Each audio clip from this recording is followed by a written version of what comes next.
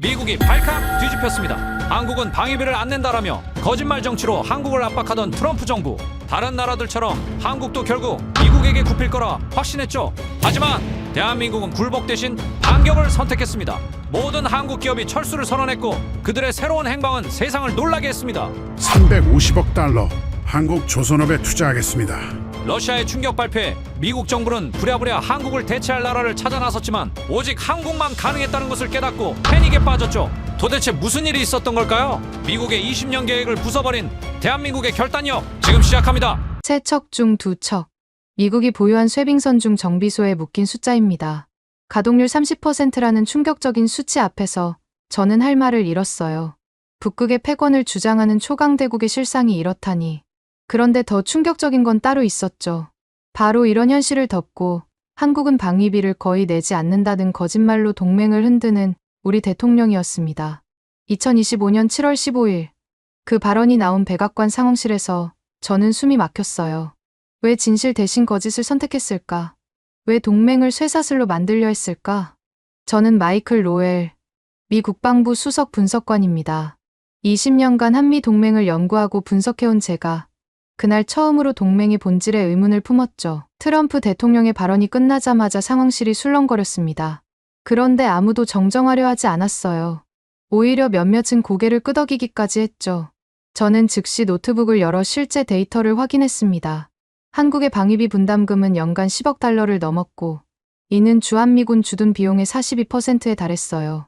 일본 다음으로 높은 수치였죠. 회의가 끝나고 복도를 나서는데 국무부 레베카 밀러가 따라왔습니다. 로웰, 대통령의 발언은 협상용이야. 너무 심각하게 받아들이지 마. 저는 걸음을 멈추고 그녀를 돌아봤어요. 레베카, CNN도 팩트체크해서 거짓으로 판정했어. 우리 언론조차 인정하는 거짓말을 협상 카드라고 부르는 건가? 그녀가 대답을 못하고 있을 때 제 휴대폰이 울렸습니다. 국방부 장관실이었죠. 로웰, 즉시 올라와. 짧지만 무거운 명령이었어요.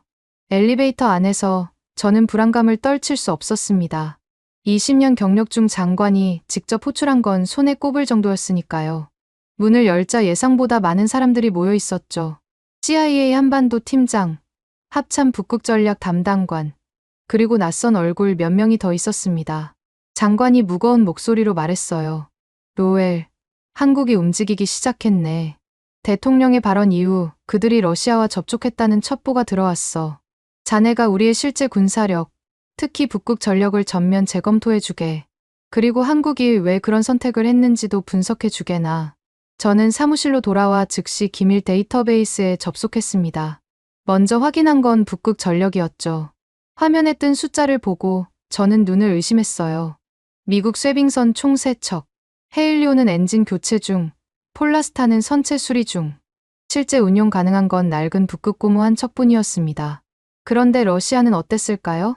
위성사진을 확대하자 무르만스크 항구가 선명하게 보였습니다. 30척의 쇠빙선이 정박해 있었고 그중 23척이 즉시 출항 가능한 상태였어요. 가동률 77%, 우리의 2배가 넘는 수치였죠. 저는 의자에 기대어 한숨을 내쉬었습니다. 이것이 우리가 자랑하던 군사적 우위의 실체였어요. 그때 보안 전화가 울렸습니다. 서울 주재 무관이었죠. 로웰, 방금 대한민국 대통령이 충격 발언을 했어. 광복절 기념사에서 거짓 위의 동맹은 없다고 선언했다네. 8월 15일, 광복절. 한국인들에게 가장 의미 있는 날에 그런 선언을 했다는 건 단순한 외교적 제스처가 아니었습니다. 저는 즉시 청와대 발표문 전문을 찾아 읽기 시작했어요. 신뢰가 무너진 관계는 동맹이 아니라 쇠사슬입니다. 대한민국은 이제 실리와 실력으로 새로운 항로를 개척하겠습니다. 우리의 기술과 역량으로 세계와 직접 연결되는 길을 만들겠습니다. 항로라는 단어가 제 눈에 들어왔습니다. 비유가 아니라 실제 북극 항로를 말하는 것 같았어요. 그 순간 또 다른 정보가 들어왔죠. 한국산업통상자원부가 북극 항로 태스크포스를 극비리에 구성했다는 내용이었습니다. 태스크포스를 이끄는 사람은 한유진 국장, MIT에서 해양공학 박사를 받고 현대중공업에서 15년간 극지 선박을 설계한 전문가였죠. 더 놀라운 건 그녀가 모스크바 대학에서 1년간 교환연구원으로 있으며 러시아어를 완벽하게 구사한다는 사실이었습니다. 저는 그녀의 최근 행적을 추적하기 시작했어요. 그러자 흥미로운 패턴이 보였습니다. 7월 20일 대통령 발언 직후 그녀가 노르웨이 성급협회를 방문했더군요. 7월 25일엔 덴마크 머스크 본사에 나타났고 8월 초엔 핀란드 헬싱키에서 목격됐습니다. 모두 북극 항로와 관련된 핵심 기관들이었죠. 그때 합참 북극 전략 담당관이 제 사무실로 들어왔습니다. 로엘, 러시아가 정식으로 한국을 무르만스크로 초청했어. 9월 1일에 북극 항로 공동 개발을 논의한다는군. 저는 모니터를 그에게 돌려 보여줬어요. 화면엔 한국의 LNG선 건조 실적이 떠 있었습니다. 작년 한 해 동안 한국이 건조한 LNG선이 45척입니다. 전 세계 시장의 65%를 차지했어요. 그리고 이 중 12척이 아이스 클래스, 즉 극지 운항이 가능한 선박이었죠. 그가 놀란 표정을 지었습니다. 그럼 한국이 이미 북극 항로를 준비하고 있었다는 건가? 그들은 준비한 게 아니라 이미 시작했어요. 우리가 거짓말로 시간을 낭비하는 동안 말이죠. 그가 떠난 후 저는 깊은 고민에 빠졌습니다. 20년간 믿어왔던 동맹의 기초가 흔들리고 있었어요. 그런데 정작 흔든 건 우리 자신이었죠. 거짓말로 시작한 균열이 이제 거대한 틈이 되어가고 있었습니다. 다음 날, 저는 국방부 내부 브리핑을 준비하며 시뮬레이션을 돌렸습니다. 만약 한국과 러시아가 북극 항로에서 협력한다면 어떤 결과가 나올까? 컴퓨터가 계산한 숫자는 충격적이었어요. 아시아에서 유럽까지 48일 걸리던 항해가 28일로 단축. 무려 40%가 감소하는 겁니다. 연료비는 18% 절감. 이건 단순한 숫자가 아니었어요. 세계 물류 지도가 완전히 바뀐다는 의미였죠. 브리핑장에 들어서니 평소보다 많은 고위 관계자들이 모여 있었습니다. 저는 차분하게 자료를 펼쳤어요. 현재 우리의 북극 전력은 사실상 마비 상태입니다. 반면 러시아는 30척의 쇄빙선을 운용 중이고 한국은 세계 최고의 극지 선박 기술을 보유하고 있습니다. 만약 이 둘이 결합한다면 잠시 말을 멈추고 다음 슬라이드를 넘겼습니다. 붉은 선으로 표시된 새로운 항로가 나타났어요. 북극 항로가 상용화됩니다. 그리고 그 주도권은 미국이 아니라 한국과 러시아가 쥐게 될 겁니다. 장내가 술렁거렸습니다. 한해군 제독이 손을 들었어요. 로엘, 우리가 제재를 가하면 되지 않나? 저는 고개를 저었습니다. 제재요? 무엇으로요? 한국은 우리가 거짓말을 했다는 명분을 갖고 있습니다. 게다가 유럽 국가들도 북극 항로에 관심이 많아요. 우리가 제재를 외쳐도 따라줄 나라가 얼마나 될까요? 그때 레베카가 날카롭게 물었습니다. 그럼 로엘은 어떻게 해야 한다고 생각하나? 저는 잠시 침묵했다가 대답했어요. 진실을 인정하는 것부터 시작해야 합니다. 우리가 거짓말을 했다는 것, 그리고 우리의 북극 전력이 허상이었다는 것을요. 회의장이 다시 조용해졌습니다. 아무도 그 말에 반박하지 못했어요. 진실은 때로 가장 무거운 무기가 되니까요. 그날 밤, 저는 보고서를 마무리하며 첫 문장을 다시 읽었습니다. 미국의 북극 패권은 환상이었다. 우리는 세 척의 쇄빙선 중 한 척만 운용하며 스스로를 속여왔다. 창밖으로 워싱턴의 야경이 보였습니다. 화려한 불빛들이 오늘따라 공허하게 느껴졌어요. 우리가 만든 거짓의 성이 무너지고 있었으니까요. 그때 한국발 속보가 들어왔습니다. 현대중공업과 대우조선해양이 공동으로 차세대 쇄빙 LNG선 프로젝트를 발표했다는 내용이었죠. 프로젝트명은 유라시아 스타, 선박 한 척이 아니라 새로운 시대의 시작을 알리는 이름이었습니다. 저는 일기장을 펼쳐 한 줄을 적었어요. 거짓의 시대가 끝나간다. 이제 기술과 데이터가 진실을 말할 것이다. 펜을 내려놓고 다시 창밖을 봤습니다. 멀리 국회의사당 돔이 보였어요. 민주주의의 상징이라던 그 돔이 거짓말 앞에서는 무력해 보였습니다. 하지만 저는 알고 있었죠. 진실은 결국 길을 찾는다는 것을. 그리고 그 길은 이제 북극의 얼음을 가르며 열리고 있었습니다. 상원 청문회장의 문이 열리자 제임스 윌킨슨 제독이 당당하게 걸어 들어왔습니다. 해군 정복의 금색 견장이 조명 아래서 번쩍거렸죠. 저는 방청석 한 구석에서 그를 지켜봤습니다. 그가 어떤 거짓말을 늘어놓을지 이미 알고 있었으니까요. 제독님, 미국의 북극 전력이 러시아를 능가한다고 주장하셨는데 구체적인 근거가 있습니까?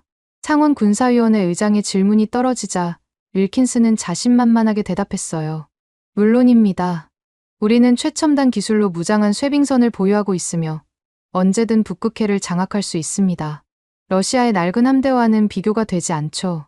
저는 주먹을 꽉 쥐었습니다. 거짓말도 저 정도면 예술이었어요. 하지만 그때 예상치 못한 일이 벌어졌죠. 민주당 소속 마크 해리슨 상원의원이 서류 뭉치를 들어 올렸습니다. 제동님, 여기 국방부 내부 문서가 있습니다. 현재 실제 운용 가능한 쇄빙선이 몇 척인지 아십니까? 윌킨슨의 얼굴이 순간 굳었어요. 그가 머뭇거리는 사이 해리슨 의원이 직접 답했습니다. 한 척입니다. 단 한 척뿐이에요. 나머지 두 척은 정비 중이고 그마저도 부품 부족으로 언제 복귀할지 모른다고 되어 있습니다. 청문회장이 술렁거렸습니다. 기자들이 일제히 카메라 셔터를 눌러댔죠. 윌킨슨은 당황한 표정으로 변명을 시작했지만 이미 늦었습니다. 상원 청문회 속기록에 그대로 기록될 테니까요. 미국 쇄빙선 실가동한 척. 이것이 공식 기록이 되는 순간이었죠. 저는 조용히 자리를 떠나 국방부로 향했습니다. 사무실에 도착하자마자 보고서를 쓰기 시작했어요. 제목은 단순했습니다. 동맹 신화의 균열. 하지만 내용은 결코 단순하지 않았죠. 윌킨슨 제독의 허위 증언이 폭로되며 미국의 북극 전략이 허상임이 드러났다. 이는 단순한 군사력의 문제가 아니다. 신뢰를 기반으로 한 동맹 체제 전체가 흔들리고 있다. 보고서를 쓰던 중 암호화된 이메일이 도착했습니다. 서울 주재 CIA 요원이 보낸 것이었어요. 내용을 읽는 순간 손이 떨렸습니다. 오늘 오후 한국 국무회의, 러시아 무르만스크 제한 수락 결정, 한유진 국장 주도. 저는 즉시 추가 정보를 수집하기 시작했어요. 그러자 흥미로운 사실이 드러났습니다. 한유진 국장이 국무회의에서 했다는 발언이 녹취되어 있었죠. 더 이상 굴욕적인 동맹에 매달릴 이유가 없습니다. 미국이 우리를 거짓말로 모욕하는 동안 러시아는 실질적인 협력을 제안했습니다.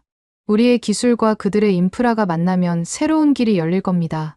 그녀의 말은 단호했고 국무위원들 대부분이 동의했다고 합니다.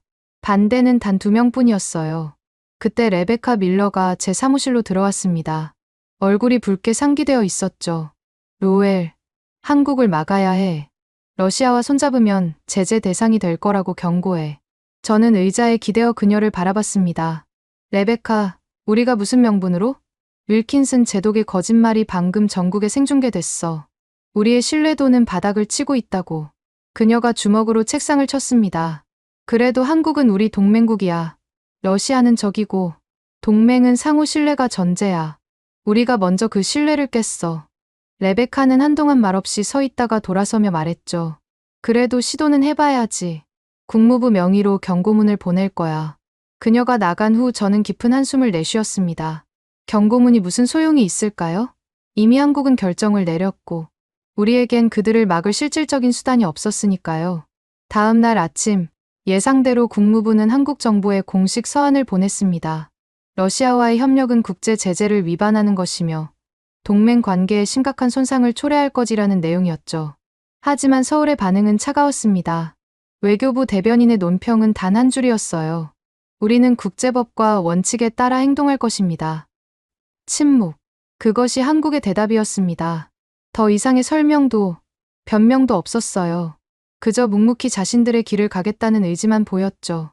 저는 니콜라이 안드로프에 대한 자료를 찾기 시작했습니다. 러시아 북극청 부청장. 그가 이번 협상의 러시아 측 핵심 인물이었으니까요. 프로필을 읽으며 감탄할 수밖에 없었습니다. 상트페테르부르크 대학에서 해양학 박사, 15년간 북극 항로 개발 담당, 그리고 놀랍게도 서울대학교에서 1년간 교환 교수로 있었더군요. 그가 최근 발표한 논문 제목이 눈에 들어왔습니다. 북극 항로 상용화를 위한 한러 기술 협력의 필요성. 발표 시점이 흥미로웠어요. 트럼프 대통령의 거짓말 발언 불과 일주일 전이었으니까요. 마치 미리 준비하고 있었다는 듯이. 그날 오후 펜타곤에서 긴급 전략회의가 소집됐습니다. 참석자들의 표정이 모두 어두웠죠. 합참의장이 먼저 입을 열었습니다. 한국이 정말 러시아와 손잡는다면 우리의 인도태평양 전략에 큰 구멍이 생깁니다. 해군 작전사령관이 덧붙였어요. 더 큰 문제는 북극입니다. 한국의 조선 기술과 러시아의 쇄빙선이 결합하면 북극 항로의 주도권을 완전히 빼앗길 겁니다. 그때 누군가 물었습니다. 우리 동맹국들은 어떻게 반응하고 있나? 국무부 관계자가 대답했죠. 일본은 우려를 표명했지만 유럽 국가들은 오히려 관심을 보이고 있습니다. 특히 노르웨이와 덴마크는 한국의 기술력을 높이 평가하고 있어요. 회의장이 다시 침묵에 빠졌습니다. 우리가 만든 거짓의 대가를 이제 치르기 시작한 것이었죠. 회의가 끝나고 복도를 걷는데 한 육군 준장이 제게 다가왔습니다. 로엘, 당신 보고서 읽었어. 동맹 신화의 균열이라. 제목이 충격적이더군. 저는 걸음을 멈추고 그를 바라봤어요. 사실을 쓴 것뿐입니다. 하지만 그게 우리한테 유리한 사실은 아니잖아. 불리한 진실이 유리한 거짓말보다 낫습니다. 적어도 대책은 세울 수 있으니까요. 그가 고개를 저으며 멀어졌습니다. 하지만 저는 확신했어요. 진실을 외면한 대가는 결국 우리가 치러야 한다는 것을. 그날 밤 모스크바발 뉴스가 전해졌습니다. 니콜라이 안드로프가 한국 대표단을 공식 초청했다는 내용이었죠. 초청장의 문구가 인상적이었습니다. 기술과 신뢰를 바탕으로 한 새로운 협력의 시대를 열자. 기술과 신뢰. 우리가 잃어버린 두 가지를 러시아가 내세우고 있었어요. 아이러니했죠. 저는 노트북을 열어 추가 분석을 시작했습니다. 한국과 러시아가 실제로 협력하면 어떤 시너지가 날까? 계산 결과는 놀라웠어요. 한국의 LNG 운반선 기술과 러시아의 쇄빙 능력이 결합하면 북극 항로 운송 비용이 30% 이상 절감될 수 있었습니다. 그런데 더 중요한 건 따로 있었죠. 바로 국제 표준의 주도권이었습니다. 북극 항로 운항 규정, 안전 기준, 환경 보호 프로토콜. 이 모든 것을 한국과 러시아가 주도하게 되면 미국은 따라가는 입장이 될 수밖에 없었어요. 새벽 2시, 저는 보고서 마지막 장을 쓰고 있었습니다. 우리는 군사력으로 동맹을 유지할 수 있다고 믿었다. 하지만 21세기의 동맹은 경제와 기술, 그리고 무엇보다 신뢰로 유지된다. 우리가 거짓으로 신뢰를 깨뜨린 순간 동맹의 기초는 이미 무너지기 시작했다. 펜을 놓고 창밖을 봤습니다. 워싱턴의 새벽은 고요했지만 저 멀리 서울과 모스크바에서는 새로운 질서가 만들어지고 있었죠. 우리가 만든 균열이 이제 거대한 협곡이 되어가고 있었습니다. 휴대폰이 울렸습니다. 서울의 한유진 국장과 니콜라이 안드로프가 화상회의를 했다는 정보였어요. 회의 시간은 2시간. 그들이 무슨 이야기를 나눴을지 충분히 짐작할 수 있었습니다. 저는 일어나 커피를 내렸습니다. 진한 커피 향이 사무실을 채웠지만 입안은 여전히 썼어요. 우리가 뿌린 거짓의 씨앗이 이제 쓴 열매를 맺고 있었으니까요. 무르만스크 공항에 한국 정부 전용기가 착륙하는 위성사진을 보며 저는 숨을 죽였습니다. 9월 1일 오전 10시. 한유진 국장을 포함한 한국 대표단 12명이 내렸어요. 그 중에서도 강태원이라는 인물이 제 눈을 사로잡았습니다. 현대중공업 극지 선박 수석 엔지니어. 그가 들고 있던 서류 가방이 뭔가 무거워 보였죠. CIA 현지 요원이 실시간으로 전송한 영상을 보니 니콜라이 안드로프가 직접 마중을 나왔더군요. 러시아 북극청 부청장이 공항까지 나온다는 건 이례적인 일이었습니다. 그만큼 이번 만남을 중요하게 여긴다는 뜻이었죠. 대표단이 기지로 이동하는 동안 저는 펜타곤 상황실에 앉아 있었습니다. 국방부 장관을 비롯한 고위 관계자들이 모두 화면을 주시하고 있었어요. 그때 놀라운 광경이 펼쳐졌습니다. 무르만스크 항구에 러시아 쇄빙선들이 줄지어 정박해 있었는데 그 수가 정확히 30척이었어요. 위성으로 확인했던 그대로였죠. 하지만 직접 보니 더욱 압도적이었습니다. 원자력 쇄빙선부터 디젤 쇄빙선까지 다양한 크기와 등급의 선박들이 마치 거대한 함대처럼 늘어서 있었으니까요. 상황실에 누군가가 중얼거렸습니다. 저게 다 움직인다고? 제가 대답했어요. 최신 정보에 따르면 평균 가동률이 77%입니다. 23척이 즉시 출항 가능한 상태죠. 장관이 고개를 저었습니다. 우리는 겨우 한 척인데. 영상 속에서 니콜라이가 한국 대표단을 통제실로 안내했습니다. 거대한 스크린에 북극해 전체를 보여주는 실시간 위성 지도가 떠 있었어요. 빙하의 두께, 이동 경로, 해류의 흐름까지 모든 데이터가 실시간으로 갱신되고 있었죠. 한유진 국장이 뭔가를 물었고 니콜라이가 스크린을 확대했습니다. 북동항로의 특정 구간이 나타났어요. 그때 통역관을 통해 들려온 니콜라이의 말이 충격적이었습니다. 솔직히 말씀드리면 우리는 함대는 충분하지만 효율이 문제입니다. 연료 소비가 너무 많고 선체 결빙으로 인한 속도 저하가 심각하죠. 작년에만 예상보다 20% 더 많은 연료를 소비했습니다. 러시아가 약점을 스스로 인정한 겁니다. 저는 이해할 수 없었어요.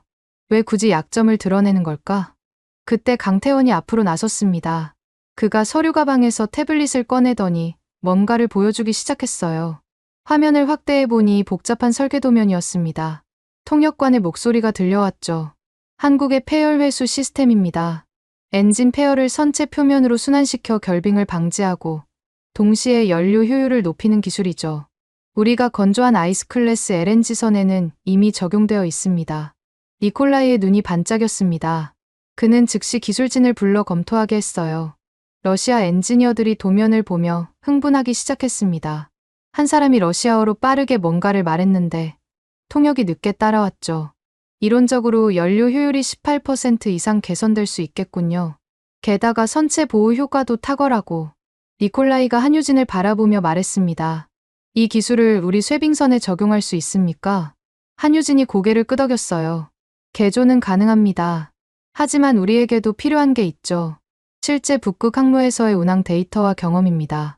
거래의 본질이 드러나는 순간이었습니다.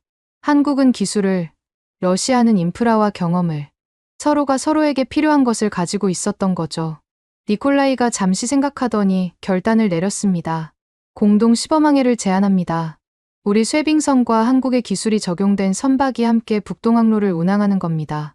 성공한다면 그가 말을 멈추고 한유진을 똑바로 바라봤어요. 새로운 국제 표준을 함께 만들 수 있을 겁니다. 상황실이 술렁거렸습니다. 국제 표준. 그것은 단순한 기술 협력을 넘어선 차원의 이야기였으니까요. 국무부 관계자가 즉시 전화를 걸기 시작했습니다. 당장 서울에 경고해. 이건 동맹 관계의 근본을 흔드는 일이야. 하지만 화면 속 한유진은 이미 답을 준비한 듯 보였어요. 서울의 승인을 받아왔습니다. 우리는 기술로 새로운 길을 열 준비가 되어 있습니다. 협약서가 테이블 위에 올려졌습니다. 한러 북극항로 공동 시범운항 협약. 양측이 서명하는 모습을 지켜보며 저는 역사의 전환점을 목격하고 있다는 걸 알았어요. 레베카가 화를 내며 상황실을 나가려 했습니다. 이건 배신이야. 동맹의 붕괴야. 저는 그녀를 불러 세웠어요. 레베카, 이건 배신이 아니라 생존입니다. 우리가 거짓으로 그들을 밀어냈고 그들은 진실로 새로운 파트너를 찾은 거예요. 협약 서명이 끝나자 니콜라이가 한국 대표단을 실제 쇠빙선으로 안내했습니다. 원자력 쇠빙선 아르크티카호 7만 5천 마력의 거대한 괴물이었죠. 강태원이 선체를 따라 걸으며 뭔가를 계산하기 시작했습니다.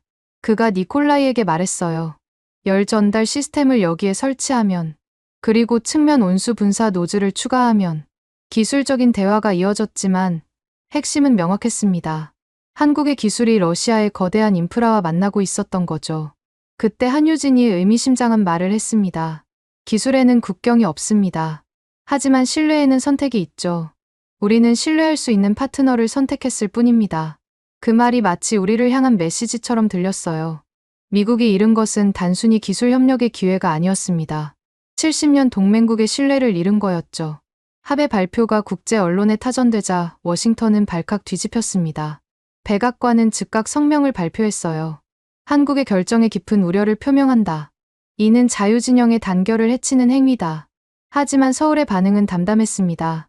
우리는 인류 공동의 이익을 위해 북극 항로를 개발할 것이며 이는 특정 국가의 독점이 아닌 모두를 위한 길이 될 것입니다. 저는 상황실을 나와 제 사무실로 돌아왔습니다. 책상에 앉아 오늘 일어난 일들을 정리하기 시작했죠. 그런데 문득 깨달았습니다. 우리가 진짜 잃은 게 무엇인지를. 우리는 군사력과 경제력으로 동맹을 유지할 수 있다고 믿었어요. 하지만 21세기의 진정한 힘은 기술과 신뢰였습니다.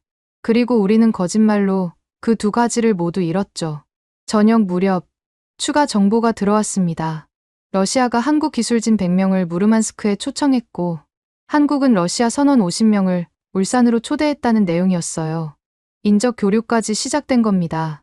또 다른 소식도 있었죠.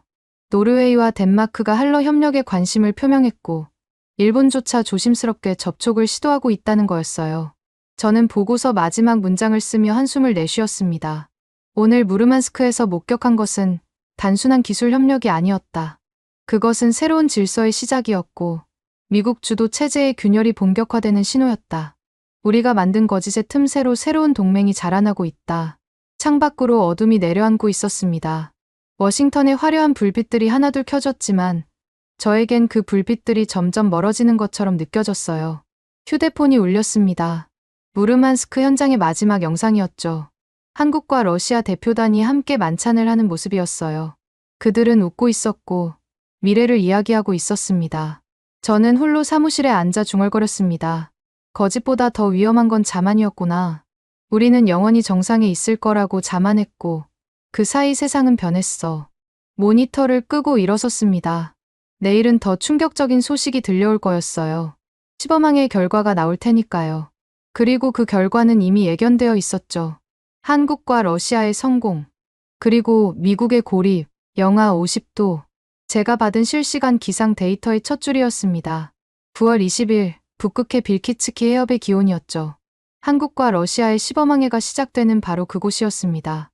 펜타곤 상황실의 대형 스크린에는 위성 영상이 실시간으로 전송되고 있었어요. 두 척의 거대한 선박이 나란히 떠 있었습니다.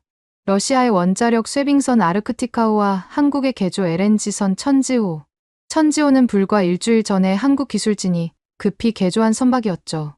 선체 양쪽에 이상한 장치들이 추가로 설치되어 있었습니다. CIA 분석관이 설명했어요. 저 파이프들이 강태원이 설계한 폐열회수 시스템입니다. 엔진의 뜨거운 배기가스를 선체 표면으로 순환시키는 구조죠. 그리고 저 노즐들은 그가 화면을 확대했습니다. 측면 온수 분사 장치입니다. 해수를 끓여서 빙벽에 직접 분사하는 방식이에요. 장관이 코웃음을 쳤습니다. 온수로 북극의 얼음을 녹인다고? 어린아이 장난 같군. 하지만 저는 강태원의 논문을 읽어본 터라 달리 생각했어요. 그의 접근법은 단순해 보였지만 여력학적으로 매우 정교한 계산이 들어간 설계였으니까요. 오전 10시 정각, 항해가 시작됐습니다. 아르크티카호가 선두에서 얼음을 깨며 전진하고 천지호가 그 뒤를 따랐죠. 처음 1시간은 순조로웠습니다. 그런데 갑자기 경보음이 울려 퍼졌어요. 대규모 빙벽입니다. 두께 4m 이상. 러시아 선장의 목소리가 무선으로 들려왔습니다. 니콜라이가 직접 탑승하고 있었던 거죠. 통상적인 방법으로는 돌파하는데 6시간은 걸릴 겁니다. 그때 천지호에서 강태원의 목소리가 들려왔어요. 새로운 방법을 시도해 보겠습니다. 아르크티카호는 좌측으로 20m 이동해 주십시오. 천지호가 앞으로 나섰습니다. 그리고 놀라운 일이 벌어졌죠. 선체 양측에서 증기가 뿜어져 나오기 시작했어요. 동시에 수십 개의 노즐에서 뜨거운 물줄기가 빙벽을 향해 발사됐습니다. 처음엔 아무 변화가 없었어요. 상황실에 누군가가 비웃었죠. 역시 어린아이 장난이요. 그런데 15분이 지나자 변화가 나타났습니다. 빙벽 표면에 균열이 생기기 시작한 거예요. 강태원이 설명했습니다. 급격한 온도 차이로 얼음 내부에 스트레스가 발생합니다. 영하 50도의 얼음이 섭씨 90도의 물을 만나면서 팽창과 수축이 반복되죠. 그 결과 거대한 굉음과 함께 빙벽에 거대한 균열이 생겼습니다. 그리고 믿을 수 없는 일이 일어났어요. 4m 두께의 빙벽이 마치 유리처럼 산산조각 나기 시작한 겁니다. 아르크티카호가 전진하며 조각난 얼음들을 밀어냈습니다. 통상 6시간 걸릴 구간을 단 1시간 만에 돌파한 거예요. 러시아 제독의 목소리가 무선에서 들려왔습니다. 흥분을 감추지 못하는 목소리였죠. 놀랍다. 40년간 북극을 항해했지만 이런 방법은 처음이야. 니콜라이가 덧붙였습니다. 강 박사님, 이 기술을 우리 쇄빙선 전체에 적용할 수 있습니까? 물론입니다. 다만 각 선박의 엔진 사양에 맞춰 설계를 조정해야 합니다. 항해는 계속됐습니다. 그런데 더 놀라운 건 연료 소비량이었어요. 실시간으로 전송되는 데이터를 보니 천지호의 연료 소비가 예상보다 18%나 적었습니다. 폐열을 재활용하니 추가 에너지가 거의 필요 없었던 거죠. 그때 또 다른 위기가 닥쳤습니다. 갑작스런 북극 폭풍이 몰아친 거예요. 초속 30m의 강풍과 함께 시야가 완전히 가려졌습니다. 상황실이 긴장으로 가득 찼어요. 해군 작전관이 말했죠. 저 상황에서는 항해를 중단해야 해. 충돌 위험이 너무 크다. 하지만 두 선박은 멈추지 않았습니다. 한유진의 차분한 목소리가 들려왔어요. 천지호의 열 감지 시스템을 아르크티카호와 연동하겠습니다. 폐열로 데워진 선체가 적외선 신호로 작용할 겁니다. 믿기 어려운 광경이 펼쳐졌습니다. 폭풍 속에서도 두 선박이 정확한 간격을 유지하며 전진하는 거였어요. 천지호의 뜨거운 선체가 마치 등대처럼 아르크티카호를 인도하고 있었죠. 3시간 뒤 폭풍이 지나갔습니다. 두 선박은 단 한 번의 충돌도 없이 위험 구간을 통과했어요. 사고 제로. 북극항의 역사상 유례없는 기록이었습니다. 저는 실시간으로 보고서를 작성하고 있었어요. 한국의 기술이 북극 항해의 패러다임을 바꾸고 있다. 힘으로 얼음을 깨는 것이 아니라 과학으로 얼음을 다스리는 방법을 보여주고 있다. 그때 무전에서 강태원과 니콜라이의 대화가 들려왔습니다. 이 구간의 통상 운항 시간이 얼마나 됩니까? 보통 20시간입니다.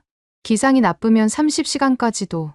현재 우리의 경과 시간은 12시간입니다. 40% 단축. 정확히 강태원이 예측한 수치였어요. 상황실에 무거운 침묵이 흘렀습니다. 국방부 차관이 한숨을 쉬며 말했죠. 우리가 완전히 뒤처진 거군. 저는 고개를 끄덕였습니다. 이건 단순히 기술의 문제가 아닙니다. 사고방식의 차이예요. 우리는 더 크고 강한 쇠빙선을 만들려 했지만 한국은 얼음과 공존하는 방법을 찾은 겁니다. 해가 지고 북극의 긴 밤이 시작됐습니다. 하지만 천지호는 멈추지 않았어요. 선체에서 발산되는 열이 주변을 희미하게 밝히고 있었죠. 위성 적외선 카메라로 보니 마치 거대한 불덩이가 얼음 바다를 가르고 있는 것 같았습니다. 새벽 3시, 최종 데이터가 도착했습니다. 전체 구간 통과 시간, 20시간에서 12시간으로 단축, 연료 소비, 예상 대비 18% 절감, 사고 발생, 제로, 선체 손상, 통상의 10분의 1 수준. 니콜라이가 감탄을 금치 못했어요. 이건 혁명입니다. 북극 항로의 상용화가 10년은 앞당겨질 겁니다. 한유진이 차분하게 답했죠. 이제 시작일 뿐입니다. 본격적인 협력이 이뤄진다면 우리는 북극을 인류 공동의 항로로 만들 수 있을 겁니다. 그 순간 저는 깨달았습니다. 한국과 러시아가 만든 건 단순한 기술 협력이 아니었어요. 그들은 새로운 표준, 새로운 규칙을 만들고 있었던 겁니다. 그리고 그 규칙에서 미국은 완전히 배제되어 있었죠. 백악관에서 긴급 전화가 왔습니다. 대통령 보좌관이었어요. 로엘, 이 사태를 어떻게 막을 수 있나? 저는 솔직하게 답했습니다. 막을 수 없습니다. 이미 시작됐고 성공했습니다. 우리가 할 수 있는 건 뒤늦게라도 참여를 요청하는 것뿐이에요. 참여? 우리가 그들에게 머리를 숙이란 말인가? 아니면 완전히 고립되는 겁니다. 전화가 끊겼습니다. 그들은 현실을 받아들이고 싶지 않았겠죠. 하지만 현실은 이미 바뀌고 있었습니다. 시범항해가 끝나자 국제 언론이 일제히 보도하기 시작했습니다. 북극의 새로운 지배자들, 한러 기술 동맹, 미국을 넘어서다. 얼음을 녹인 건 온수가 아니라 신뢰였다. 특히 파이낸셜 타임스의 분석이 인상적이었어요. 미국이 거짓말로 시간을 낭비하는 동안 한국과 러시아는 진짜 미래를 만들었다. 저는 보고서의 마지막 문장을 쓰며 깊은 탄식을 내쉬었습니다. 성능이 거짓을 이겼다. 20시간이 12시간이 되는 동안 미국의 70년 헤게모니가 무너졌다. 우리는 힘으로 세계를 지배할 수 있다고 믿었지만 진짜 힘은 기술과 협력에서 나온다는 것을 잊고 있었다. 창밖이 밝아오고 있었습니다. 워싱턴의 새 아침이었죠. 하지만 제게는 해가 지는 것처럼 느껴졌어요. 미국의 시대가 저물고 있었으니까요. 그때 강태원의 인터뷰가 화면에 떴습니다. 기술은 거짓말하지 않습니다. 데이터도 거짓말하지 않죠. 오직 사람만이 거짓말을 합니다. 우리는 거짓말 대신 기술을 선택했고 그 결과가 오늘 증명됐습니다. 그의 말이 가슴에 박혔어요. 우리는 언제부터 거짓을 진실보다 중요하게 여기게 됐을까? 언제부터 동맹을 쇠사슬로 만들려 했을까? 전화가 또 울렸습니다. 노르웨이 대사관이었어요. 로엘 박사님, 노르웨이 정부가 할러 프로젝트 참여를 공식 요청했습니다. 미국의 입장은 어떻습니까? 저는 잠시 침묵했다가 답했습니다. 곧 공식 입장이 나올 겁니다. 하지만 저는 알고 있었죠. 우리에게는 이미 선택지가 없다는 것을. 동참하든지 고립되든지 그것뿐이라는 것을요. 런던 시각 오전 9시 로이드 오브 런던 본사에서 긴급 이사회가 소집됐다는 소식이 전해졌습니다. 저는 워싱턴에서 실시간으로 상황을 주시하고 있었죠. 300년 역사의 세계 최대 해상보험 시장이 긴급 이사회를 여는 건 극히 이례적인 일이었습니다. CIA 런던 지부에서 보낸 현장 사진을 보니 로이드 빌딩 앞에 세계 주요 언론사 기자들이 몰려 있었어요. 무언가 큰 발표가 있을 거라는 소문이 퍼진 모양이었죠. 그런데 더 놀라운 건 참석자 명단이었습니다. 머스크라인 부회장, CMA CGM 아시아 대표, 코스코 쇼핑 전략이사, 세계 주요 회원사 임원들이 모두 런던에 모여 있었어요. 그리고 그 중심에 한유진 국장과 니콜라이 안드로프가 나란히 서 있었습니다. 오전 10시 정각, 로이드 회장 조너선 베일리가 연단에 올랐습니다. 그의 첫 마디가 충격적이었죠. 오늘 우리는 해운 역사의 새로운 장을 열게 될 결정을 발표합니다. 그가 뒤에 스크린을 가리켰어요. 할러 시범항의 데이터가 하나씩 떠올랐습니다. 시간 단축 40%, 연료 절감 18%, 사고율 제로. 그리고 마지막으로 거대한 숫자가 화면을 채웠습니다. 보험료 30% 인하. 회장의 목소리가 울려 퍼졌어요. 한국의 열관리 기술이 적용된 선박에 한해 북극 항로 운항 보험료를 즉시 30% 인하합니다. 이는 오늘부터 적용됩니다. 장내가 술렁거렸습니다. 30%는 엄청난 수치였어요. 북극 항로 운항의 가장 큰 걸림돌이 높은 보험료였는데 그게 한 번에 해결된 거니까요. 펜타곤 상황실에서 누군가가 계산기를 두드렸습니다. 대형 LNG선 기준으로 연간 1200만 달러 절감이네. 10년이면 1억 2천만 달러. 하지만 진짜 충격은 따로 있었습니다. 베일리 회장이 이어서 말했죠. 우리는 350년간 리스크를 평가해왔습니다. 그리고 오늘 확신을 갖고 말씀드립니다. 한국 기술은 북극 항해의 리스크를 근본적으로 바꿨습니다. 그가 잠시 멈추더니 폭탄 선언을 했어요. 앞으로 북극 항로를 이용하는 모든 선박에 한국 기술 적용을 권고합니다. 그렇지 않은 선박은 오히려 보험료가 인상될 수 있습니다. 이건 사실상 한국 기술을 국제 표준으로 인정한 거였습니다. 로이드가 인정하면 전 세계가 따라갈 수밖에 없었으니까요. 즉시 반응이 터져 나왔습니다. 머스크라인 부회장이 기자들 앞에서 선언했죠. 우리는 보유한 북극 운항 선박 12척 모두에 한국 기술을 도입할 것입니다. 현대중공업과 이미 협의를 시작했습니다. 도미노가 무너지기 시작했어요. CMA CGM, 코스코, 하팡로이드, 세계 주요 회원사들이 앞다퉈 한국 조선소와의 계약을 발표했습니다. 국무부에서 긴급 전화가 왔습니다. 레베카의 목소리는 거의 절규에 가까웠어요. 로엘, 이건 재앙이야. 우리 조선소들이 완전히 배제되고 있어. 저는 쓴웃음을 지었습니다. 레베카, 우리에게 북극용 선박을 만들 기술이 있기나 한가요? 우리는 쇠빙선조차 제대로 못 만드는데. 그녀가 잠시 침묵하다가 물었어요. 그럼 어떻게 해야 하지? 인정하는 겁니다. 우리가 뒤처졌다는 걸. 그리고 배우는 거죠. 하지만 워싱턴은 다른 선택을 했습니다. 백악관은 즉각 성명을 발표했어요. 특정 국가 기술에 대한 의존은 안보 위협이 될 수 있다. 한심한 대응이었죠. 경제 논리로 밀리니 안보를 들먹이는 것. 하지만 시장은 냉정했습니다. 블룸버그 통신이 속보를 타전했어요. 한국 조선 3사 주가 일제히 상한가. 현대중공업 시가총액 하루 만에 3조 원 증가. 반대로 미국과 유럽의 전통 조선소들은 폭락했죠. 시장이 답을 내린 겁니다. 그때 대한민국 대통령의 담화가 발표됐습니다. 청와대 집무실에서 생중계된 영상이었어요. 기술은 독점할 수 없고 독점해서도 안 됩니다. 우리는 인류 공동의 이익을 위해 이 기술을 개방할 것입니다. 다만 한 가지 조건이 있습니다. 신뢰입니다. 서로를 신뢰하는 국가들과만 협력할 것입니다. 그리고 의미심장한 말을 덧붙였죠. 신뢰와 실력이 새로운 동맹의 언어입니다. 거짓과 위협의 시대는 끝났습니다. 명백히 미국을 겨냥한 발언이었어요. 하지만 우리는 반박할 수 없었습니다. 모든 게 사실이었으니까요. 펜타곤으로 돌아온 저는 긴급 브리핑을 준비했습니다. 제목은 경제가 안보를 압도하는 시대. 브리핑장에 들어서니 합참의장을 비롯한 군 수뇌부가 모두 모여 있었어요. 저는 단도직입적으로 시작했습니다. 오늘 런던에서 일어난 일은 단순한 보험료 인하가 아닙니다. 이는 세계 경제 질서의 재편입니다. 스크린에 계산 자료를 띄웠어요. 북극 항로가 본격 개통되면 아시아 유럽 물류비가 연간 1000억 달러 절감됩니다. 그리고 그 이익의 대부분을 한국과 러시아, 그리고 그들의 파트너가 가져갈 겁니다. 한 제독이 손을 들었어요. 우리 해군력으로 압박하면. 저는 고개를 저었습니다. 불가능합니다.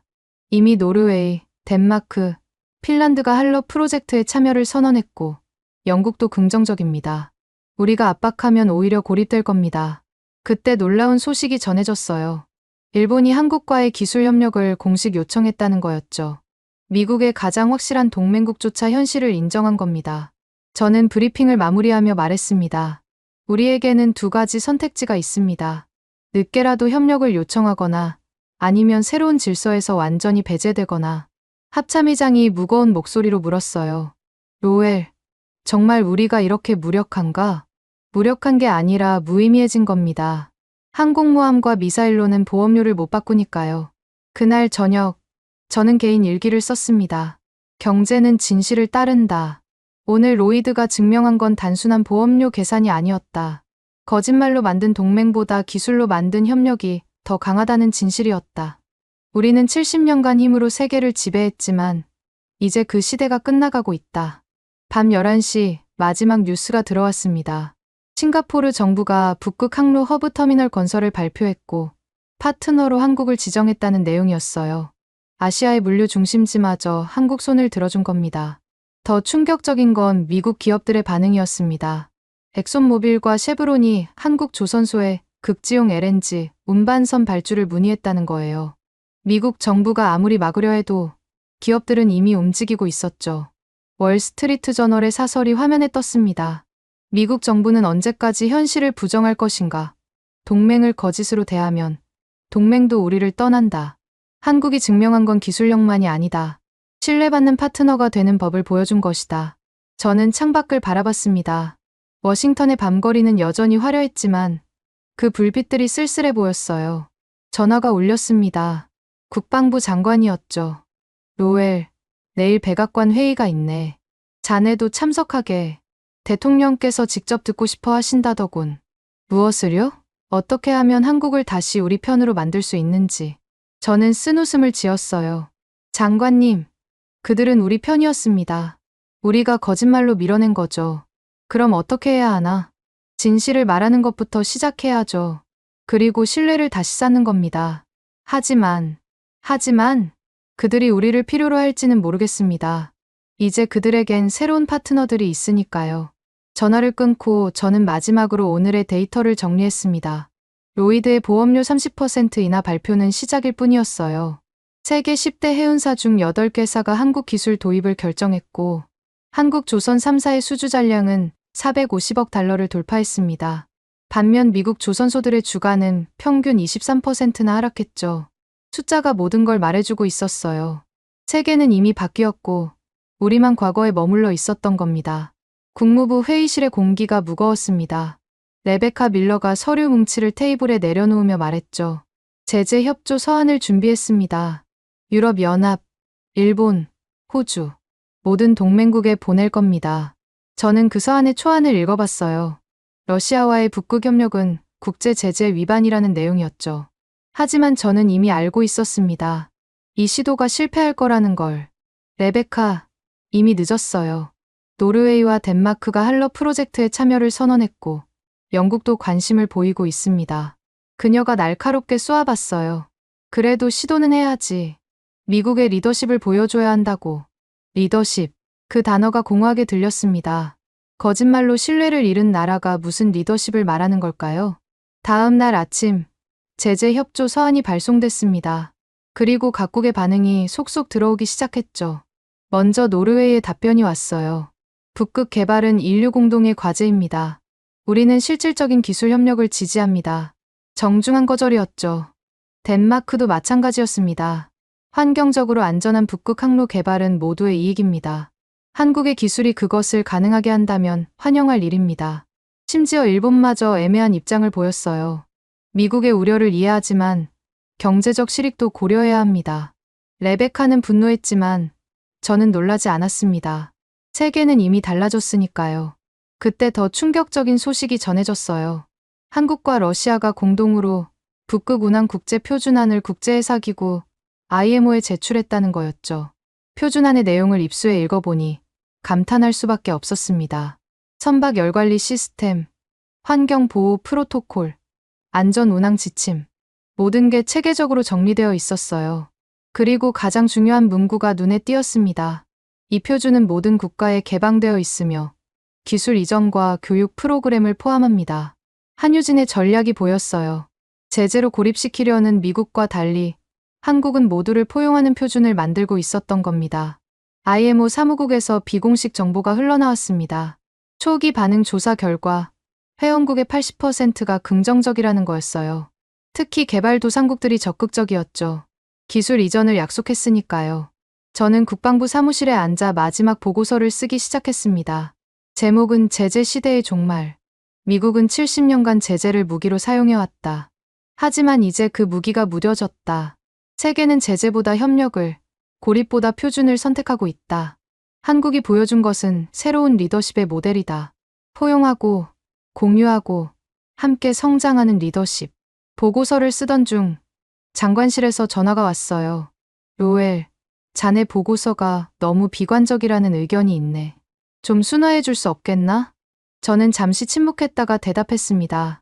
장관님, 저는 사실을 쓰는 겁니다. 순화하면 그게 거짓이 되겠죠. 하지만, 죄송합니다. 저는 이 보고서를 마지막으로 사직하겠습니다. 전화 저편에서 놀란 숨소리가 들렸어요. 로엘, 갑자기 왜? 20년간 동맹을 연구했습니다. 하지만 이제 깨달았어요. 우리가 지켜온 건 동맹이 아니라 지배 체제였다는 걸. 전 더 이상 거짓을 옹호하고 싶지 않습니다. 그날 오후, 저는 사직서와 함께 마지막 보고서를 제출했습니다. 보고서의 결론 부분을 다시 읽어봤어요. 제재의 시대는 끝났다. 규칙을 만든 자가 세계를 이긴다. 한국과 러시아가 만든 표준이 국제 표준이 되면 미국은 따라가는 입장이 될 수밖에 없다. 우리는 선택해야 한다. 과거의 방식을 고집하다 고립될 것인가? 아니면 새로운 질서를 인정하고 참여할 것인가? 펜타곤을 떠나는 길, 복도에서 많은 동료들을 만났습니다. 어떤 이는 아쉬워했고, 어떤 이는 이해한다는 눈빛을 보냈죠. 한 젊은 분석관이 다가와 속삭였어요. 로엘 박사님, 당신의 보고서가 옳았습니다. 언젠가 모두가 인정하게 될 거예요. 저는 고개를 끄덕이고 건물을 나섰습니다. 20년간 일했던 곳을 뒤로하고 집으로 돌아온 저는 TV를 켰어요. 마침 유엔 총회 생중계가 나오고 있었죠. 대한민국 대통령이 연단에 서 있었습니다. 인류는 오랫동안 북극을 정복의 대상으로 봤습니다. 하지만 이제는 달라져야 합니다. 북극은 공존의 공간이 되어야 합니다. 그가 잠시 멈추더니 스크린을 가리켰어요. 할러 시범항의 영상이 나타났죠. 우리가 증명한 것은 기술만이 아닙니다. 서로 다른 체제, 다른 이념의 국가들도 신뢰를 바탕으로 협력할 수 있다는 것을 보여줬습니다. 그리고 결정적인 한마디를 했어요. 우리의 문은 모든 국가에 열려 있습니다. 미국을 포함해서 말입니다. 총회장의 박수가 터져나왔습니다. 미국 대표단만 굳은 표정으로 앉아 있었죠. 저녁 무렵 예상치 못한 방문객이 찾아왔습니다. 한국 대사관의 참사관이었어요. 로엘 박사님, 한유진 국장님이 전하는 메시지입니다. 그가 건넨 편지를 열어봤더니 짧은 문장이 적혀 있었어요. 진실을 말하는 용기에 감사드립니다. 새로운 세계 질서 구축에 함께 하시길 초대합니다. 저는 편지를 내려놓고 창밖을 봤습니다. 워싱턴의 석양이 아름다웠어요. 끝이자 시작인 순간이었죠. 그날 밤 또 다른 뉴스가 전해졌습니다. IMO 특별총회가 열리고 할러 표준안이 정식 안건으로 상정됐다는 거였어요. 투표는 일주일 뒤 레베카가 전화를 걸어왔습니다. 로엘, 당신이 사직했다고. 왜 그런 바보 같은 결정을? 레베카, 난 바보가 아니에요. 처음으로 현명한 선택을 한 겁니다. 하지만 우리가 아직 질 게 아니야. IMO 투표를 막을 수 있어. 어떻게요? 또 거짓말로, 또 위협으로? 그녀가 말을 잇지 못했어요. 저는 조용히 말했습니다. 레베카, 인정하세요. 세계가 바뀌었다는 걸. 우리가 만든 질서가 끝났다는 걸. 전화를 끊고 저는 책상에 앉았습니다.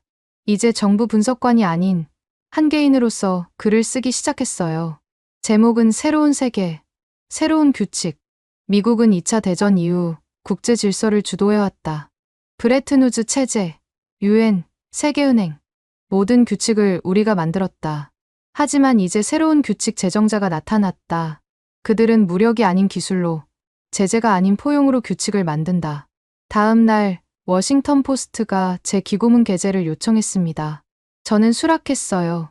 이제는 자유롭게 진실을 말할 수 있으니까요. 기고문이 나간 후 반응은 폭발적이었습니다. 찬반이 극명하게 갈렸죠. 하지만 한 가지는 분명했어요. 미국도 이제 변화를 인정하기 시작했다는 것. 월스트리트의 한 투자은행 CEO가 공개적으로 말했습니다. 로엘 박사의 분석이 맞다. 우리는 새로운 규칙에 적응해야 한다. 그렇지 않으면 도태될 것이다. 심지어 실리콘밸리의 거물들도 움직이기 시작했어요. 구글과 마이크로소프트가 한국과의 북극 데이터 센터 프로젝트를 논의한다는 소식이 들려왔죠. 차가운 북극이 천연 냉각 시스템이 될 수 있으니까요. 일주일이 빠르게 지나갔습니다. IMO 투표일이 다가왔죠. 투표 전날 미국 정부는 마지막 시도를 했습니다. 대통령이 직접 나서서 안보 우려를 표명했어요. 하지만 이미 대세는 기울어져 있었죠. 저는 집에서 생중계를 지켜봤습니다. 런던 IMO 본부에 각국 대표들이 모였어요. 한유진과 니콜라이가 나란히 앉아있는 모습이 보였죠. 투표가 시작됐습니다. 한 표가 집계될 때마다 긴장이 고조됐어요. 그리고 마침내 결과가 발표됐죠. 의장이 일어서서 선언했습니다. 찬성 142, 반대 8. 한러 북극 운항 표준안이 국제 표준으로 채택됩니다. 역사적인 순간이었어요. 미국이 주도하지 않은 국제 표준이 만들어진 거니까요. 저는 일기장을 펴고 썼습니다. 오늘 70년간 이어진 미국 주도의 국제 질서가 공식적으로 끝났다. 새로운 시대가 시작됐다. 기술과 신뢰, 포용과 협력의 시대. 우리는 이제 규칙을 만드는 자가 아니라 규칙을 따르는 자가 됐다. 밤이 깊어가는데 전화가 울렸습니다. 한유진이었어요. 로엘 박사님, 우리의 초대를 받아주시겠습니까? 저는 창밖의 별들을 보며 대답했습니다. 네, 기꺼이 함께하겠습니다. 새로운 세계를 만드는 일에 2025년 9월 28일 런던 IMO 국제회사기구 총회장 앞에는 새벽부터 취재진이 몰려들기 시작했습니다. 저는 이제 민간 자문관 자격으로 참관석에 앉아 있었죠. 펜타곤을 떠난 지 일주일, 한국 대표단의 초청으로 이곳에 왔습니다. 오전 9시 총회장 문이 열렸어요. 174개 회원국 대표들이 입장하기 시작했습니다. 그런데 이상한 일이 벌어졌죠. 평소 같으면 각국 대표들이 자기들끼리 모여 있을 텐데 오늘은 달랐어요. 많은 대표들이 한국 대표단 주위로 모여들었습니다. 한유진 국장이 조용히 서류를 정리하고 있었어요. 그녀 옆에는 강태원을 비롯한 기술진이 앉아 있었죠. 그리고 그들 뒤에는 특별한 사람들이 자리했습니다. 317명의 엔지니어 대표단. 한국이 해외로 진출했다가 최근 귀국한 기술자들이었어요. 의장이 망치를 두드렸습니다. 제123차 IMO 특별총회를 개회합니다. 오늘 안건은 한러 북극 운항 표준안의 국제표준 채택 여부입니다. 한유진이 연단에 올랐어요. 그녀는 침착하게 말을 시작했습니다. 지난 2달간 우리는 48회의 실증 항해를 완료했습니다. 대형 스크린에 데이터가 나타나기 시작했어요. 항해 시간 40% 단축, 연료 소비 18% 절감, 사고율 60% 감소. 모든 수치가 그래프와 함께 선명하게 표시됐죠. 이것은 단순한 숫자가 아닙니다. 매 항해마다 우리는 데이터를 축적했고 시스템을 개선했습니다. 그리고 이 모든 과정을 투명하게 공개했습니다. 그녀가 손을 들자 새로운 화면이 떴어요. 각국 선박들이 한국 기술을 적용해 운항하는 모습이었죠. 노르웨이, 덴마크, 핀란드, 심지어 중국과 인도 선박까지. 현재 23개국 64척의 선박이 우리 표준을 시범 적용하고 있습니다. 그리고 모든 결과가 긍정적이었습니다. 그때 노르웨이 성급협회 회장이 일어섰어요. 의장님, 발언권을 요청합니다. 의장이 허락하자 그가 연단으로 나왔습니다. 북유럽의 거인 같은 최고의 노르웨이는 우렁찬 목소리로 말했죠. 노르웨이 성급협회는 한러 표준안을 독립적으로 검증했습니다. 30일간 우리 검사관들이 직접 승선해 모든 데이터를 확인했습니다. 그가 문서를 들어 올렸어요. 결론부터 말씀드리면 이 표준은 북극 항해의 안전성을 획기적으로 개선합니다. 우리는 공식적으로 이 표준 채택을 지지합니다. 덴마크 대표도 일어섰습니다. 덴마크도 독립검증을 완료했습니다. 특히 환경영향평가에서 탁월한 결과를 보였습니다. 폐열 재활용으로 탄소 배출이 20% 감소했습니다. 하나둘씩 각국 대표들이 일어나 지지 발언을 했어요. 프랑스, 독일, 네덜란드, 심지어 영국까지. 미국 대표단은 침묵을 지키고 있었습니다. 그들의 표정은 어두웠죠. 이미 대세가 기울어졌다는 걸 알고 있었으니까요. 그때 북극이사회 대표가 연단에 섰습니다. 캐나다 출신의 이 노학자는 천천히 말했어요. 북극이사회는 오랜 논의 끝에 결정을 내렸습니다. 총회장이 숨을 죽였어요. 우리는 한러 표준안을 북극 항로의 권장 표준으로 예비 승인합니다. 박수가 터져나왔지만 그는 손을 들어 제지했죠. 단, 한 가지 조건이 있습니다. 이 기술이 모든 국가에 차별 없이 제공되어야 합니다. 부국과 빈국, 선진국과 개도국의 구분 없이 말입니다. 한유진이 즉시 답했어요. 이미 준비되어 있습니다. 우리는 개도국을 위한 무상 기술 이전 프로그램을 운영할 것입니다. 그녀가 뒤를 돌아봤어요. 317명의 엔지니어들이 일제히 일어섰습니다. 이분들이 그 일을 담당할 것입니다. 세계 각지에서 경험을 쌓은 우리 기술자들이 이제 그 경험을 세계와 나누겠습니다. 순간 총회장의 묘한 감동이 흘렀어요. 한때 차별받고 떠났던 그들이 이제 세계를 가르치는 스승으로 돌아온 거니까요. 김진수라는 이름의 엔지니어가 앞으로 나왔습니다. 그는 10년간 노르웨이에서 일하다가 최근 귀국한 사람이었죠. 저희 317명은 세계 각국에서 쌓은 경험과 한국의 새로운 기술을 결합해 진정한 국제 표준을 만들 것입니다. 기술에는 국적이 없습니다. 오직 인류의 발전만이 있을 뿐입니다. 그의 말이 끝나자 자발적인 박수가 터져 나왔어요. 처음에는 몇 명이었지만 곧 전체로 퍼졌습니다. 심지어 일부 미국 대표단도 박수를 치기 시작했죠. 의장이 망치를 두드렸어요. 그럼 투표를 시작하겠습니다. 할러 북극 운항 표준안을 IMO 국제 표준으로 채택하는 안건입니다. 전자 투표가 시작됐습니다. 각국 대표들이 버튼을 누를 때마다 스크린의 숫자가 바뀌었어요. 찬성표가 빠르게 올라갔습니다. 50, 100, 120. 그리고 마침내 결과가 확정됐죠. 투표 결과를 발표합니다. 총 투표수 150, 찬성 142, 반대 8. 할러 북극 운항 표준안이 IMO 국제 표준으로 공식 채택됩니다. 총회장이 기립박수로 가득 찼어요. 한유진과 니콜라이가 악수를 나누는 모습이 대형 스크린에 잡혔습니다. 그리고 놀라운 일이 벌어졌죠. 스크린에 317명의 이름이 하나씩 올라가기 시작했어요. 그들이 개발에 참여한 기술, 근무했던 국가, 그리고 현재 맡은 역할이 함께 표시됐습니다. 총회장의 많은 사람들이 자기가 아는 이름을 발견하고는 환호했어요. 저 사람 우리 회사에 있었어. 나와 함께 일했던 김 엔지니어다. 최고의 기술자였는데 한국으로 돌아갔구나. 그들의 귀환이 단순한 개인의 선택이 아니었음을 모두가 깨달은 순간이었죠. 한국은 전 세계에 흩어진 인재들을 다시 모아 새로운 표준을 만든 거였어요. 저는 눈시울이 뜨거워지는 걸 느꼈습니다. 미국이 거짓과 오만으로 시간을 낭비하는 동안 한국은 조용히 미래를 준비했던 겁니다. 그리고 오늘 그 결과가 세계 앞에 증명됐죠. 한유진이 마지막 발언을 했어요. 이 표준은 시작일 뿐입니다. 우리는 계속 개선하고 발전시킬 것입니다. 그리고 그 과정에 모든 국가를 초대합니다. 미국도 포함해서요. 그녀가 저를 바라봤습니다. 따뜻한 눈빛이었어요. 저는 고개를 끄덕였죠. 투표가 끝난 후 각국 대표들이 한국 대표단을 둘러쌌습니다. 기술 이전 프로그램 참여를 요청하는 목소리가 여기저기서 들려왔어요. 방글라데시, 인도네시아, 나이지리아, 개발도상국들이 특히 적극적이었죠. 미국 대표단의 수석 대표가 제게 다가왔습니다. 로엘, 당신이 옳았어. 우리가 틀렸고. 그는 씁쓸하게 웃으며 말했어요. 이제 우리도 변해야겠지. 안 그러면 정말 고립될 테니까. 저는 그의 어깨를 두드렸습니다. 늦지 않았습니다. 한국은 문을 열어놨으니까요.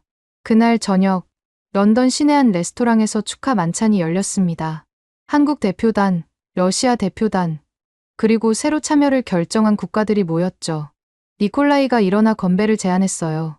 새로운 시대를 위하여, 협력과 신뢰의 시대를 위하여. 모두가 잔을 들었습니다. 그때 한유진이 조용히 덧붙였어요. 그리고 기술로 세상을 바꾼 317명의 엔지니어들을 위하여. 다시 한번 환호성이 터졌습니다.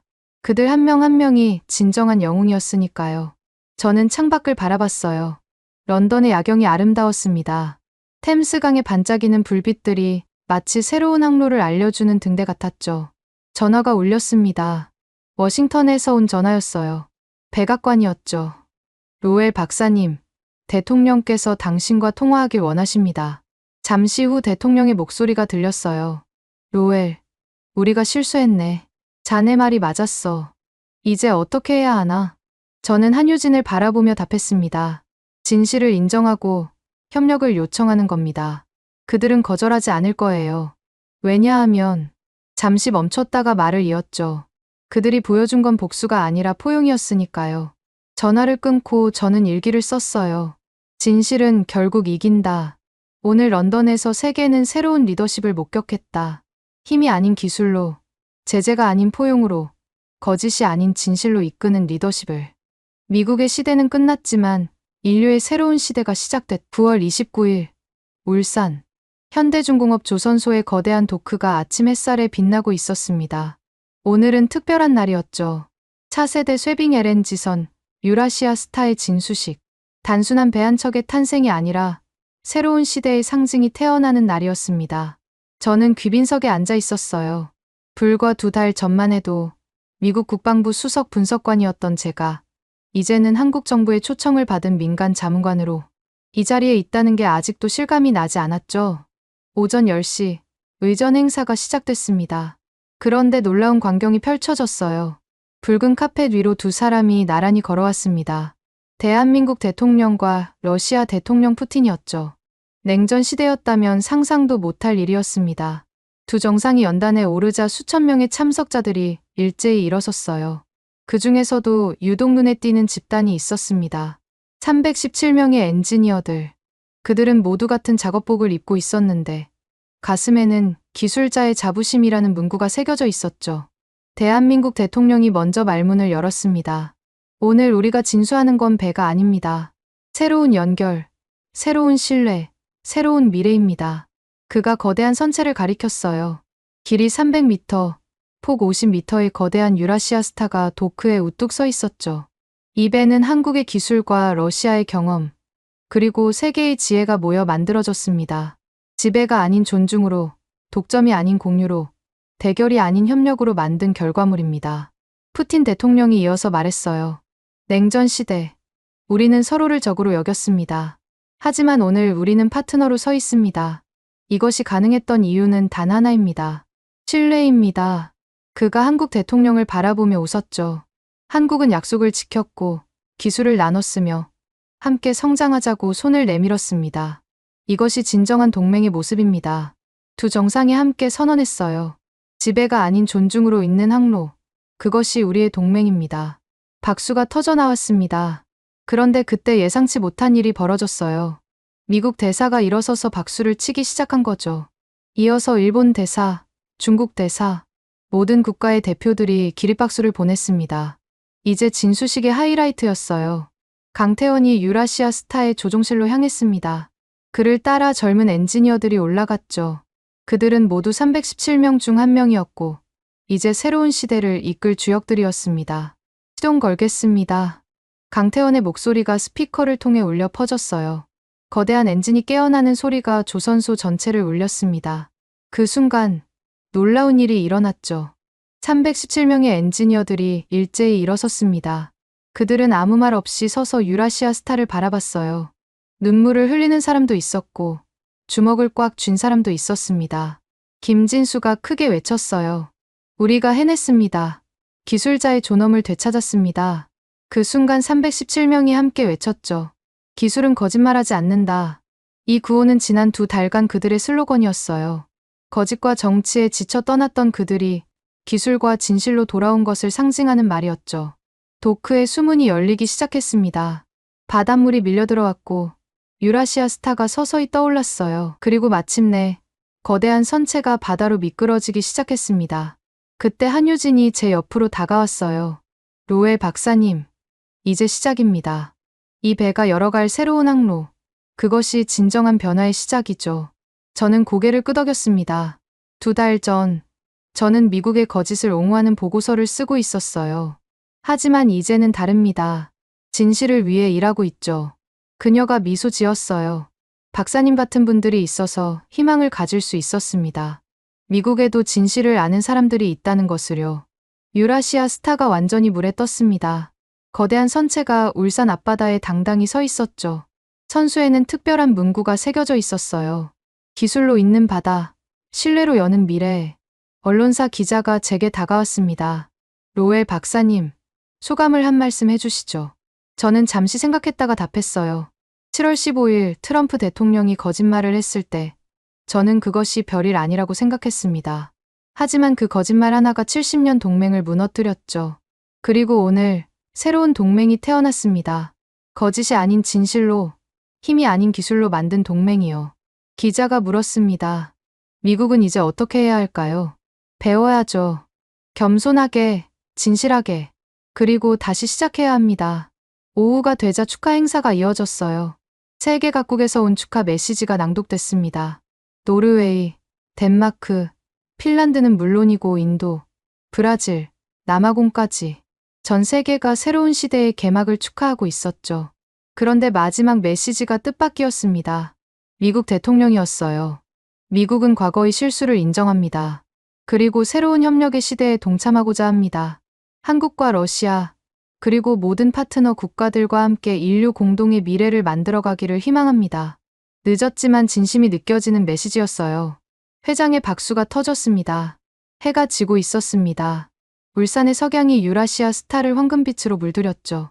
저는 노트북을 꺼내 마지막 일기를 쓰기 시작했어요. 2025년 9월 29일. 오늘 나는 역사의 전환점을 목격했다. 거짓으로 묶인 쇠사슬은 끊어졌고 신뢰로 잇는 항로가 세워졌다. 미국의 패권은 끝났지만 그것이 종말은 아니다. 오히려 새로운 시작이다. 이제 우리도 배우고 협력하고 함께 성장할 수 있다. 70년 전 우리는 힘으로 세계를 지배했다. 하지만 힘은 영원하지 않았다. 기술과 신뢰, 진실과 협력. 이것이 새로운 시대의 언어다. 한국이 보여준 것은 복수가 아니라 포용이었고 파괴가 아니라 건설이었다. 유라시아 스타는 곧 첫 항해를 시작할 것이다. 북극의 얼음을 가르고 대륙을 잇고 사람들을 연결할 것이다. 그것은 단순한 항로가 아니라 희망의 길이다. 일기를 마치고 고개를 들자 강태원이 다가왔어요. 로엘 박사님, 첫 항해에 함께 하시겠습니까? 저는 놀라서 그를 봤습니다. 저를요? 박사님이야말로 이 변화의 증인이자 참여자니까요.